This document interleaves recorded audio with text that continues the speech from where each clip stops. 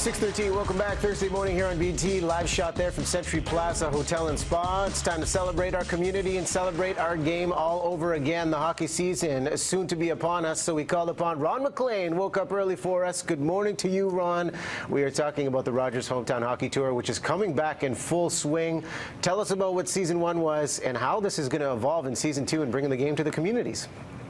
Well, Riaz, nice to talk to you again. This year, Season 2, we're going on Sportsnet for the 24 Sundays, so that's a little bit of a new wrinkle in terms of programming. But, you know, the thing I learned last year, Riaz, is right away in Burnaby, we had John Batchelor, coach of the AAA Burnaby Winter Club, join us, and that was what really stood out for me. Doug Corman's a AAA coach in Thompson, Manitoba, John Goyens in Montreal, Lac St. Louis Lions. We got a chance to meet all the, call them Harry Neals, Pat Quinns, the great coaches from the National Hockey League, only in the midget AAA version, the guys who sort of sell the dream, and what a highlight it was to meet all those folks. And you make this game so accessible to the young players, to the young fans out there, and I think I like that the most, the personal touch of seeing the eyes light up of all of the fans.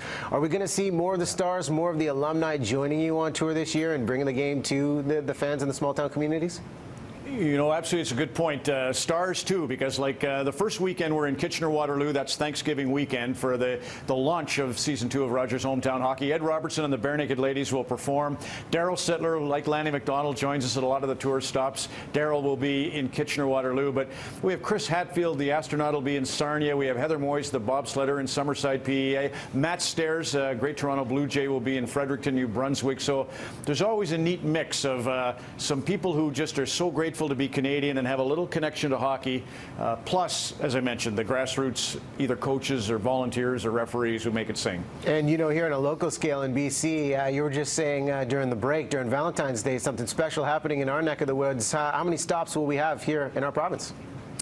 That's the first. It's New Westminster. We'll be there for Valentine's weekend, and we're hoping to, you know, for me, like I was just thinking of Spirit of the West. We all know the story of Spirit of the West.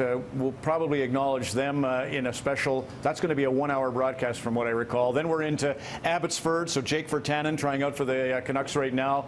Great 19-year-old right winger. He's from Abbotsford. Then we go into Victoria. And actually with Victoria, Riaz, one story, Richard Loney. We just lost the great anthem singer for the Vancouver Canucks really from day one for a 40-year stretch there. And Richard sang at the 72 Summit Series when he actually learned the Soviet national anthem for that. It was a very famous night, Phil Esposito's speech and the whole bit. But in his passing, I think of Victoria and the Courtnall boys. You know, Steve Nash and the Courtnalls, just great role models for all of us.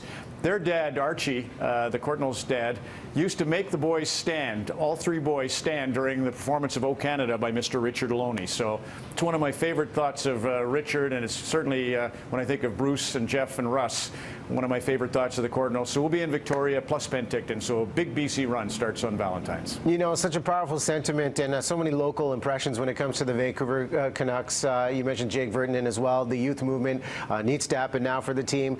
Looking at the entire slew of competition here in the upcoming season, where do you see the Canucks landing? I mean, we've got the core with the Sedins, but, you know, there needs to be a new movement of players.